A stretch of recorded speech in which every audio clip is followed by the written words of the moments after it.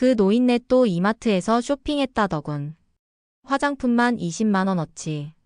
70이 넘은 나이에 무슨 화장품이 그리 필요하다고. 시어머니의 친구가 전화로 속삭이듯 말했습니다. 그 순간 통화 종료 버튼이 제대로 눌리지 않았고 모든 대화가 고스란히 고모님의 귀에 들어갔죠. 하하, 고모가 할머니 용돈으로 보냈다는 그 돈? 당연히 내가 써야지. 그 늙은이한테 줘봐야 아까워. 어제도 유통기한 지난 소고기랑 화장품 줬는데 좋아하더라니까. 충격적인 발언에 고모님의 얼굴이 일그러졌습니다. 한 달 전 소중히 모은 돈을 시어머니에게 맡겼던 신뢰가 무너지는 순간이었습니다. 저는 35, 결혼 7년 차 평범한 주부예요. 제 시어머니는 73, 동네에서 봉사왕으로 통하는 분입니다. 하지만 그건 겉모습일 뿐 가족들만 아는 이중적인 실체가 있었죠. 민지야, 오늘 복지관에서 꼭 준비해야 할 음식이 있어. 그런데 힘들어서 못하겠네. 시어머니의 목소리엔 언제나 연약함이 묻어 있었습니다. 동네 봉사활동에 빠지지 않으면서도 정작 집안일은 늘 제게 밀었어요. 특히 시할머니를 돌보는 일은 아예 발도 들이지 않았습니다. 어머님, 할머님 약은 제가 챙겨드릴게요. 제가 말하면 시어머니는 흘끗 쳐다보며 대답했죠. 내가 알아서 해. 난 바빠. 그리고는 화장대 앞에 앉아 피부 관리에 몰두했습니다. 시어머니의 방은 마치 백화점 화장품 코너 같았어요. 수백만 원짜리 화장품들이 가득했죠. 가족들에겐 1,000원도 아끼면서 자신의 외모에는 아낌없이 투자했습니다. 방문 판매원이 오면 거절을 못해 비싼 화장품을 사드리고 그러면서도 시할머니의 간식비는 아까워했어요. 가장 괴로웠던 건 시할머니를 대하는 태도였습니다. 외부인이 있을 땐 어머님, 이거 드세요 라며 다정한 척했지만 사람들이 가면 냉정하게 돌변했죠. 심지어 유통기한이 지난 식품을 시할머니께 드리는 모습을 목격했을 때는 충격을 받았습니다. 할머님, 이건 드시면 안 돼요. 제가 말리면 시어머니는 화를 냈어요. 버리기 아깝잖아. 먹어도 괜찮아. 하지만 자신은 절대 유통기한이 지난 음식을 먹지 않았죠. 그날 밤 남편에게 이 이야기를 했지만 그저 어머니가 그럴 리 없어라는 말뿐이었습니다. 아무도 믿어주지 않아 눈물을 삼켰던 날들이 수없이 많았어요. 하지만 세상엔 진실이 드러나는 순간이 있는 법. 그리고 그 순간이 마침내 찾아왔습니다. 민지야, 내일 할머니 생신인데 뭐 준비해? 시어머니가 물었을 때 저는 예감했습니다. 또다시 저에게 모든 책임을 미루려는 거구나. 하지만 이번만큼은 달랐어요. 고모님의 우연한 전화 한 통이 모든 것을 바꿔놓을 테니까요. 시어머니의 전화가 끊기지 않은 채 이어지는 대화는 고모님의 분노에 불을 지폈습니다. 고모님은 즉시 택시를 잡아타고 시어머니의 집으로 향했죠. 그날은 평소와 같은 일요일 오후였고 저는 주방에서 설거지를 하고 있었습니다. 대체 어떻게 그럴 수가 있어요. 할머니를 위해 보낸 돈을 화장품에 쓰다니. 현관문이 열리기 무섭게 고모님의 격앙된 목소리가 집안을 가득 채웠어요. 설거지하던 손에서 그릇이 미끄러져 바닥에 떨어졌죠. 깨진 그릇 조각처럼 시어머니의 가면도 그 순간 산산조각이 났습니다. 무슨 소리야? 내가 언제? 시어머니는 당황한 기색이 역력했지만 고모님은 이미 모든 것을 들었다며 휴대폰을 내밀었어요. 통화 종료 버튼이 눌리지 않아 녹음된 대화 내용이었습니다. 유통기한 지난 소고기를 어머님께 드렸다고요? 화장품도요? 고모님의 목소리가 떨렸습니다. 어떻게 그런 끔찍한 짓을 할 수 있어요? 시어머니의 얼굴이 창백해졌습니다. 그건 농담이었어. 친구랑 그냥 한 말이야. 변명이 이어졌지만 이미 진실은 드러난 뒤였죠. 그때 마침 시할머니가 방에서 나오셨어요. 왜 이렇게 시끄러운 거야? 떨리는 목소리로 물으셨죠. 고모님은 할머니에게 다가가 손을 잡고 거실로 모셨습니다. 그리고 서랍을 열어 시할머니가 쓰시던 화장품과 냉장고의 음식들을 하나씩 꺼내 확인하기 시작했어요. 이것 봐요. 유통기한이 작년이에요. 고모님이 할머니의 화장품을 들어보이며 외쳤습니다. 그리고 냉장고에서 꺼낸 소고기 포장에는 한 달 전 날짜가 찍혀 있었죠. 시어머니는 말문이 막힌 채 그 자리에 서 있었습니다. 이웃들도 하나둘 집으로 모여들었어요. 평소 시어머니의 봉사활동에 감동받았던 이웃들의 눈에는 실망감이 가득했죠. 저희가 모금한 돈으로 할머니 돌보신다더니 이게 뭐예요? 복지관 봉사자 한 분이 고개를 절레절레 흔들며 말했습니다. 시어머니는 더 이상 변명할 말이 없었어요.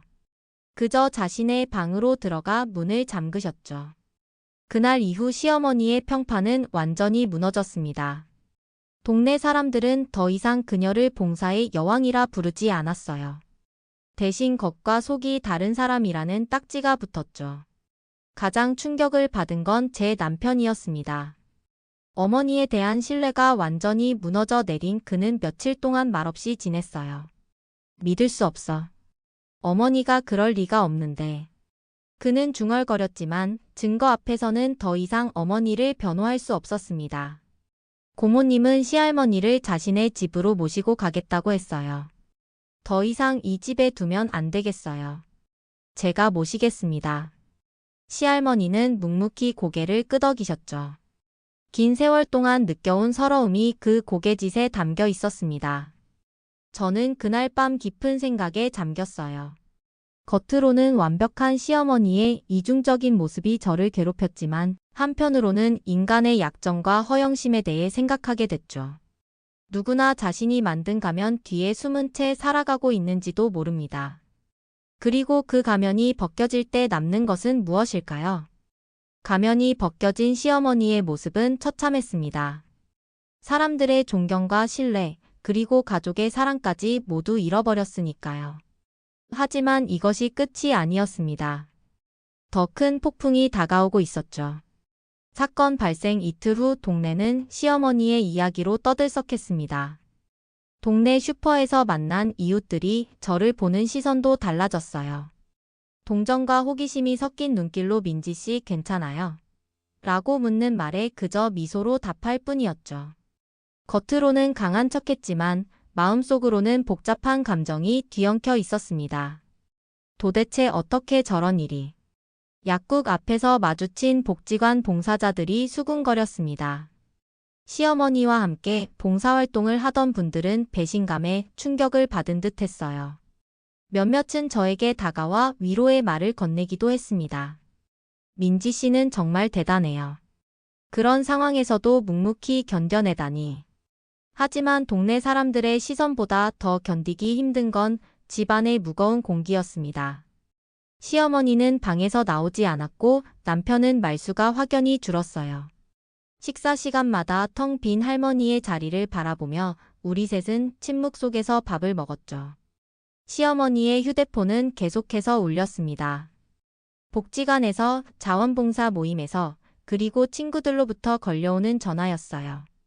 하지만 시어머니는 어떤 전화도 받지 않았죠. 그저 방 안에서 화장대 앞에 앉아 거울을 바라보며 시간을 보내셨습니다. 셋째 날 아침 남편이 조심스럽게 제게 물었어요. 민지야, 어머니가 예전부터 그러셨니? 그의 눈에는 혼란과 상처가 가득했습니다. 저는 잠시 망설였죠. 지금까지 참아왔던 이야기들을 모두 꺼내면 남편에게 더 큰 상처를 줄까 염려됐습니다. 사실 할머님을 대하는 방식이 항상 그랬어요.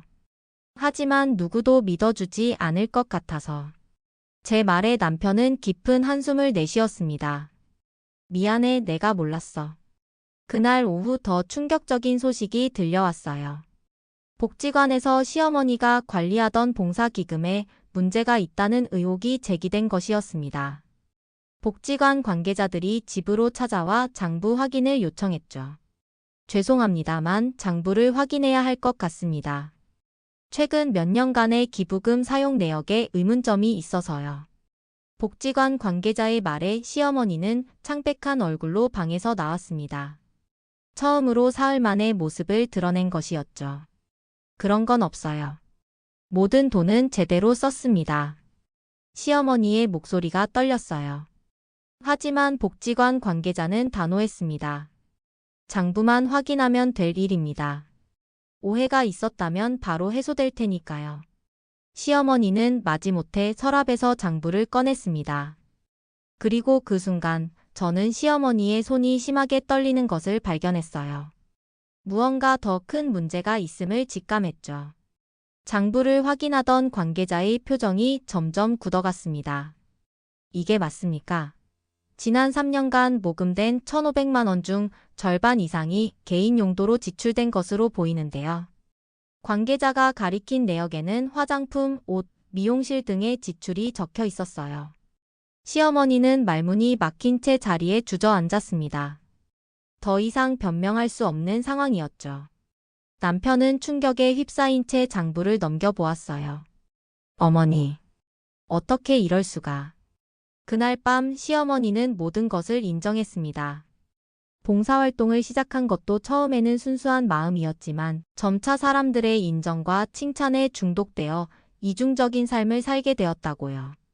그리고 기금 일부를 자신의 외모 관리에 써온 것도 사실이라고 고백했죠. 나도 몰랐어. 이렇게 될 줄은. 시어머니의 눈에서 눈물이 흘렀습니다. 하지만 이미 돌이킬 수 없는 상황이었어요. 복지관에서는 고발을 검토 중이라는 소식이 들려왔습니다. 복지관의 고발 소식이 동네에 퍼지자 시어머니를 향한 비난의 화살은 더욱 날카로워졌습니다. 지금까지 쌓아온 봉사의 여왕이라는 명성이 하루아침에 사기꾼이라는 오명으로 바뀌었죠. 시어머니는 더 이상 밖에 나가지 않았습니다. 창문 커튼을 항상 닫아두고 초인종이 울리면 깜짝 놀라 떨기까지 했어요. 어머니 식사하세요. 제가 방문을 두드리면 됐어. 먹고 싶지 않아라는 대답만 돌아왔습니다. 식사를 거부한 지 나흘째 남편이 결국 문을 열고 들어갔죠. 화장대 앞에 앉아있던 시어머니의 모습은 충격적이었어요. 단 나흘 만에 얼굴은 헬쓱해지고 머리는 헝클어져 있었습니다. 어머니, 제발 뭐라도 드세요. 남편의 간절한 부탁에 시어머니는 천천히 고개를 들었습니다. 그녀의 눈에는 공허함이 가득했어요. 이제 끝났어. 모든 게 다. 다음 날 복지관에서 정식으로 고발장을 제출했다는 소식이 들려왔습니다. 횡령 혐의로 경찰 조사를 받게 될 것이라는 통보였죠. 뉴스는 시어머니를 완전히 무너뜨렸습니다. 그날 밤 시어머니는 갑자기 고열에 시달렸고 결국 응급실로 실려갔어요. 스트레스성 탈진 상태입니다. 당분간 안정을 취하셔야 해요. 의사의 진단이었습니다. 병원 침대에 누운 시어머니의 모습은 불과 일주일 전에 당당했던 그녀와는 너무나 달랐어요. 마치 쪼그라든 풍선처럼 생기를 잃어버린 채로 말이죠. 병원에 문병 온 사람은 아무도 없었습니다. 그동안 친하게 지내던 봉사 모임 사람들, 수년간 알고 지낸 이웃들, 심지어 절친했던 친구들조차 외면했어요. 오직 남편과 저만이 병실을 지켰죠. 그리고 셋째 날 뜻밖의 방문객이 찾아왔습니다. 할머니를 뵈러 왔어요. 할머니를 모시고 간 고모님이었습니다. 시할머니는 조용히 병실로 들어와 시어머니의 손을 잡았어요. 시어머니는 놀란 듯 눈을 크게 떴습니다. 어머님. 사람이 늙으면 모든 게 다 보여. 내가 한 짓도 다 알고 있었어. 시할머니의 말씀에 시어머니의 눈에서 눈물이 흘러내렸습니다. 그래도 너는 내 며느리야. 아프지 말고 일어나렴. 그 짧은 말에 시어머니는 오열했어요. 그동안의 잘못을 뉘우치는 듯한 혹은 자신의 처지를 비통해하는 듯한 울음이었죠. 시할머니는 그저 시어머니의 등을 가만히 쓰다듬어 주셨습니다. 그 모습을 보며 저는 묘한 감정에 사로잡혔어요. 미움과 연민이 뒤섞인 복잡한 감정이었습니다. 퇴원 후 시어머니의 삶은 완전히 달라졌어요. 복지관 봉사는 물론이고 동네에서의 모든 활동이 중단됐습니다. 사람들은 시어머니를 볼 때마다 수군거렸고 그녀가 지나가면 등을 돌리기도 했죠. 한때 존경받던 인물이 이제는 기피 대상이 된 것이었습니다. 경찰 조사도 시작됐어요. 시어머니는 매주 한 번씩 경찰서에 출석해야 했고 그때마다 남편이 동행했습니다. 집에 돌아올 때마다 시어머니의 어깨는 더 처져 있었죠. 내가 정말 바보 같았어. 잘못했어. 더 큰 변화는 시어머니의 외모에 대한 집착이 사라진 것이었습니다. 전에는 매일 2시간씩 화장을 하고 옷을 고르던 사람이 이제는 거울도 쳐다보지 않았어요. 화장품으로 가득 찼던 방은 정리되어 텅 비었고 값비싼 옷들도 모두 상자에 담겨 창고로 들어갔죠. 이제 무엇을 바라겠어. 다 끝났는데. 시어머니는 자주 중얼거렸습니다. 그 모습에 남편은 괴로워했고 저는 복잡한 마음으로 그 상황을 지켜봤어요. 한편으로는 시어머니가 벌을 받는 것이 당연하다고 생각하면서도 다른 한편으로는 그토록 무너진 그녀를 보는 것이 안타까웠습니다. 어느 날 밤 저는 우연히 시어머니의 방에서 울음소리를 들었어요. 문을 살짝 열어보니 그녀는 오래된 앨범을 보며 흐느끼고 있었습니다. 젊은 시절의 사진들, 결혼식 사진, 그리고 남편과 함께 찍은 가족 사진들이었죠. 시어머니의 눈물에 젖은 얼굴을 보며 저는 문득 깨달았습니다. 그녀도 결국 한 인간이며 실수를 저지르고 후회하는 평범한 사람이라는 것을요. 시간이 흐르며 시어머니의 사건은 동네의 뜨거운 화제에서 점차 잊혀져 갔습니다. 사람들은 새로운 이야깃거리를 찾았고 시어머니를 향한 비난의 화살도 조금씩 약해졌어요. 하지만 그녀의 상처는 쉽게 아물지 않았죠. 복지관 횡령 사건은 결국 합의로 마무리되었습니다. 횡령한 돈을 모두 변제하고 봉사활동을 그만두는 조건이었어요. 이제 어떻게 살아가야 할지 모르겠어. 시어머니는 매일 같은 말을 반복했습니다. 평생을 외모와 타인의 인정에 의존해온 그녀에게 모든 것을 잃은 현실은 감당하기 어려웠던 모양이에요. 남편은 그런 어머니를 보며 괴로워했고 저는 묘한 연민과 분노가 뒤섞인 감정으로 하루하루를 견뎌냈습니다. 어느 날 우연히 시어머니의 일기장을 발견했어요. 방 청소를 돕다가 침대 밑에서 찾은 오래된 노트였죠. 열어봐야 할지 고민했지만 그녀를 이해하고 싶다는 마음에 조심스럽게 페이지를 넘겼습니다. 오늘도 시어머니가 나를 무시했다. 밥을 차려도 맛이 없다고 한마디씩 던진다. 내가 언제까지 이런 대우를 받아야 하는 걸까? 30년 전 시어머니가 새댁이었을 때의 일기였어요. 놀랍게도 그 안에는 제가 겪고 있는 것과 비슷한 고통이 담겨 있었습니다. 시어머니는 오늘도 시누이만 편들었다. 나는 이 집안에서 언제나 외톨이다. 나중에 내가 시어머니가 되면 절대 내 며느리를 이렇게 대하지 않을 거야. 읽어내려 갈수록 충격이 커졌어요. 시어머니도 한때는 시할머니에게 상처받은 며느리였던 것이죠. 그런데 어느새 자신이 그토록 증오했던 모습으로 변해 있었습니다. 고통이 또 다른 고통을 낳는 끔찍한 순환이었어요. 그날 저녁 갑자기 시어머니가 저를 불렀습니다. 민지야, 잠깐 이야기 좀 할까? 오랜만에 들어보는 부드러운 목소리였어요. 방에 들어가자 시어머니는 창가에 앉아 바깥을 바라보고 있었습니다. 내 일기장 봤니? 예상치 못한 질문에 저는 당황했습니다. 죄송해요. 청소하다가 우연히. 시어머니는 고개를 끄덕였습니다. 괜찮아. 어차피 숨길 게 없어진 사람이야. 시어머니는 천천히 이야기를 시작했어요. 자신이 어떻게 시할머니에게 시달렸는지, 그리고 그 과정에서 왜곡된 가치관을 갖게 되었는지를 말이죠. 나도 처음엔 달랐어. 하지만 점점 내가 싫어하던 사람이 되어가고 있다는 걸 깨닫지 못했지. 사람들의 인정을 받는 것, 화려해 보이는 것만이 가치 있다고 생각했어. 그런데 지금 와서 보니 정말 중요한 건 가족이었더라. 시어머니의 눈에서 눈물이 흘러내렸습니다. 너무 늦게 깨달았어. 그날 밤 시어머니와의 대화는 깊었어요. 오랜 세월 쌓인 오해와 상처들이 조금씩 드러났죠. 그녀가 할머니에게 했던 행동들이 옳다고는 할 수 없지만 그것이 어디서 비롯된 것인지 이해할 수 있었습니다. 인정받지 못한 상처가 다시 상처를 주는 악순환이었던 것이죠. 민지야, 너는 절대 나처럼 되지 마. 내 미래의 며느리에게 이런 상처를 주지 마. 시어머니의 말에 저는 고개를 끄덕였습니다.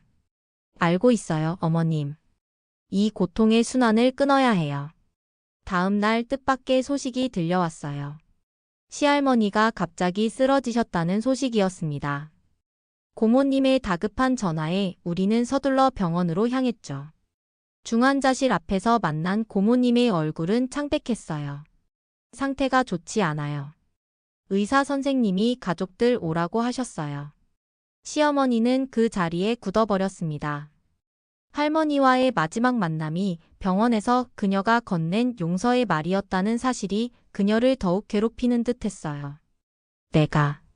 내가 어머님을 이렇게 만들었어. 자책하는 시어머니의 모습은 처연했습니다. 의사는 할머니의 상태가 위독하다고 했어요. 고령의 그동안의 스트레스가 겹쳐 뇌출혈이 발생했다는 진단이었죠.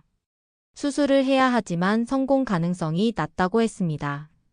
그 말을 들은 시어머니는 갑자기 의사 앞에 무릎을 꿇었어요. 제발 살려주세요. 제발. 병원 대기실의 시계는 느리게 돌아갔습니다. 시할머니의 수술은 5시간째 진행 중이었고 우리 가족은 초조한 마음으로 결과를 기다리고 있었죠. 시어머니는 계속해서 기도를 중얼거렸습니다. 제발. 한 번만 더 용서받을 기회를. 수술실 문이 열리고 의사가 나왔습니다. 모두의 시선이 그에게 집중됐어요. 다행히 수술은 성공적이었습니다. 하지만 앞으로 24시간이 고비예요.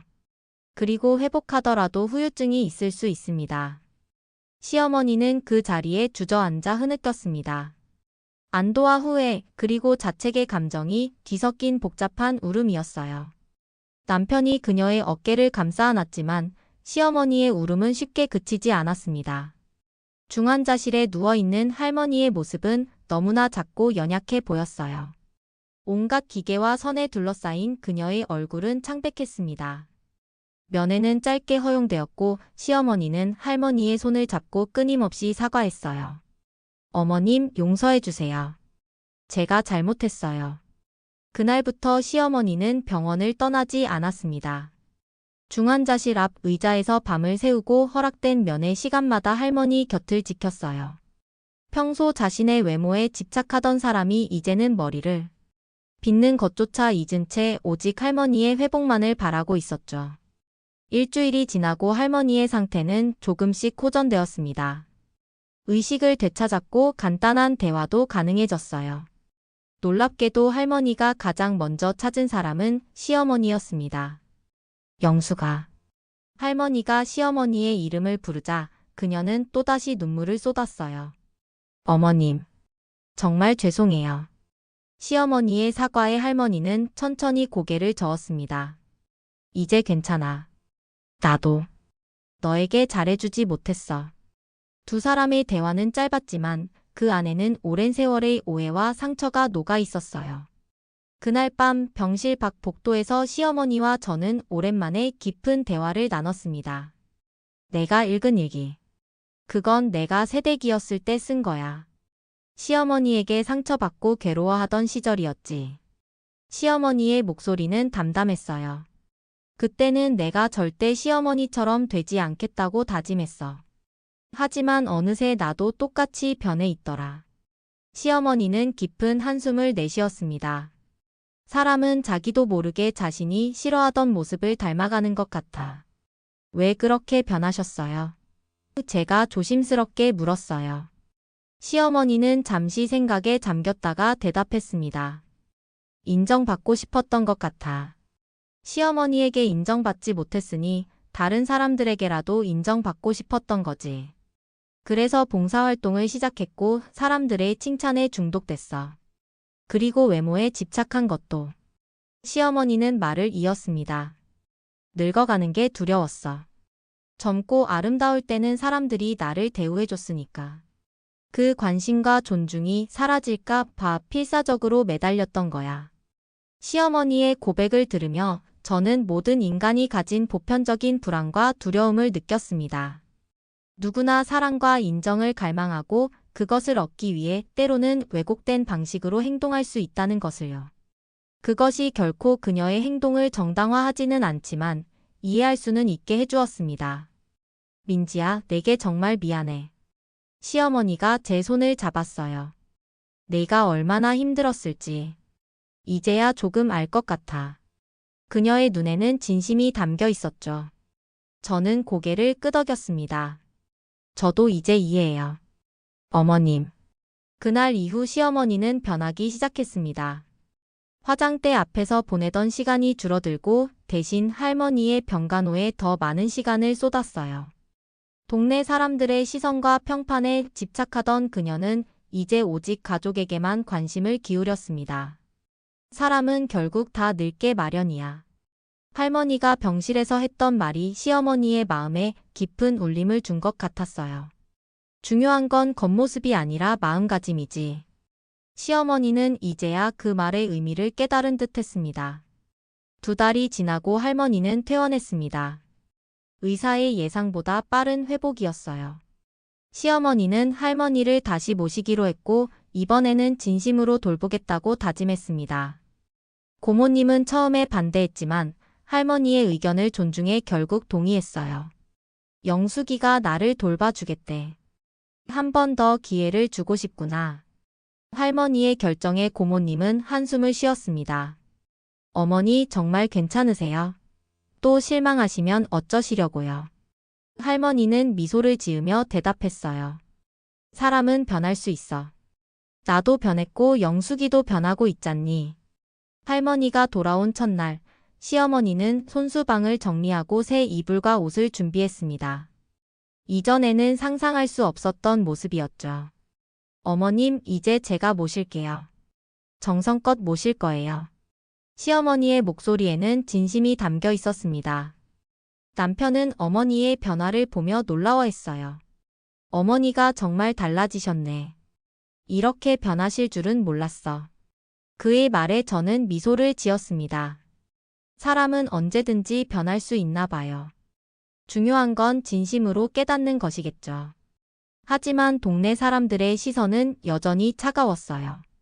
시어머니가 할머니와 함께 산책을 나가면 사람들은 수군거리며 등을 돌렸습니다. 저 사람 봐. 이제 와서 효녀 코스프레를 하네. 심지어 어떤 사람들은 노골적으로 비난하기도 했어요. 얼마나 더 속일 건가요? 이제 와서 착한 척이라니. 시어머니는 그런 말들을 듣고도 참았습니다. 예전 같았으면 즉시 반박하고 화를 냈을 텐데 이제는 묵묵히 받아들이는 모습이었어요. 내가 받아야 할 벌이야. 내 행동이 불러온 결과니까. 한편 할머니의 건강은 점차 회복되고 있었습니다. 매일 아침 시어머니가 끓여주는 영양식을 먹고 함께 가볍게 산책하며 체력을 되찾았어요. 무엇보다 2사람 사이의 관계가 달라졌습니다. 예전에 불편하고 차가운 분위기 대신 이제는 서로를 이해하고 배려하는 따뜻함이 느껴졌죠. 영수가 옛날에 네가 시집 왔을 때 내가 너무 차갑게 대했던 것 같아. 어느 날 할머니가 갑자기 고백했습니다. 나도 내 시어머니에게 상처받았거든. 그래서 나도 모르게 그런 사람이 되어 있었나 봐. 시어머니는 놀란 듯 할머니를 바라보았어요. 어머님, 우리 집안의 여자들이 모두 같은 실수를 반복했던 거야. 내 시어머니, 나 그리고 너. 모두 자신이 받은 상처를 다음 세대에게 물려주고 있었던 거지. 할머니의 말에 시어머니는 고개를 끄덕였습니다. 그래서 저도 민지에게. 아, 정말 미안해. 그날 저녁 우리 가족은 처음으로 진심 어린 대화를 나눴습니다. 세 세대의 여성들이 각자의 상처와 아픔을 나누고 이해하고 용서를 구하는 시간이었어요. 할머니는 시어머니에게, 시어머니는 저에게, 그리고 저는 앞으로 제 자신에게 다짐했습니다. 이 악순환을 여기서 끊자. 사실 난 항상 영숙이가 부러웠어. 할머니의 고백에 모두가 놀랐습니다. 그렇게 활발하고 자신감 넘치는 모습이 내가 되고 싶었던 모습이었거든. 시어머니는 눈물을 흘리며 할머니의 손을 잡았어요. 저도 어머님이 부러웠어요. 그렇게 침착하고 현명한 모습이 서로를 오해하고 미워했던 두 사람이 사실은 서로를 부러워하고 있었다는 깨달음은 우리 모두에게 큰 충격이었습니다. 얼마나 많은 오해와 불필요한 갈등이 있었던 걸까요?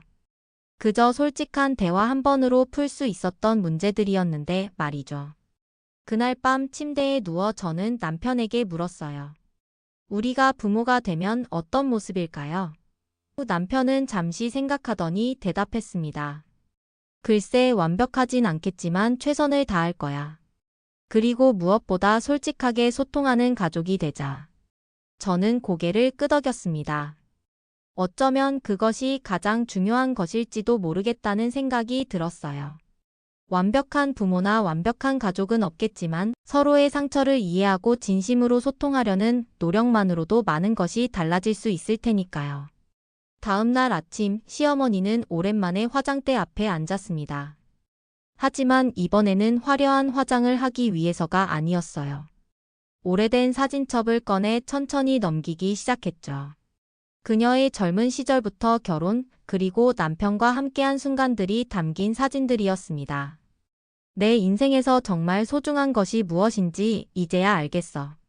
시어머니가 중얼거렸습니다. 겉모습이나 남들의 시선이 아니라 함께한 시간과 추억. 그리고 가족이었어. 1년이 지난 지금 우리 가족의 모습은 완전히 달라졌습니다. 시어머니의 화장대 위에는 더 이상 값비싼 화장품들이 가득하지 않아요. 대신 할머니와 찍은 사진과 가족 사진들이 자리하고 있죠. 뒤늦게 찾은 가족의 소중함을 매일 되새기는 듯합니다. 민지야, 오늘 할머니 약 받아왔어. 이거 점심에 드려야 해. 시어머니가 약봉지를 건네며 말했습니다. 이제 그녀는 할머니의 약은 물론 식사와 건강까지 직접 챙기고 있어요. 무엇보다 놀라운 건 그 행동에 진심이 담겨 있다는 점이었습니다. 복지관 기금 횡령 사건은 결국 합의로 마무리되었어요.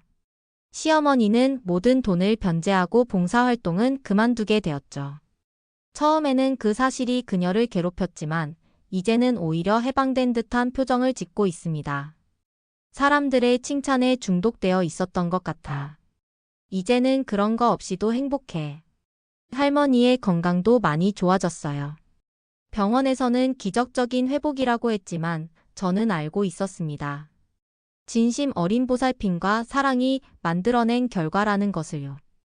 요즘 우리 어머니 표정이 참 밝아졌어. 고모님도 방문할 때마다 놀라워했죠.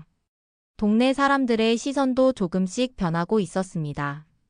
여전히 시어머니를 경계하는 사람들도 있었지만 그녀의 진심 어린 변화를 알아차리는 이웃들도 생겨났어요. 영숙 씨, 요즘 정말 달라졌더라. 시어머니 모시고 다니는 모습이 보기 좋아. 슈퍼 아주머니가 제게 말했던 기억이 납니다. 사람은 결국 다 늙게 마련이야. 할머니의 이 말은 이제 우리 가족의 모토가 되었습니다.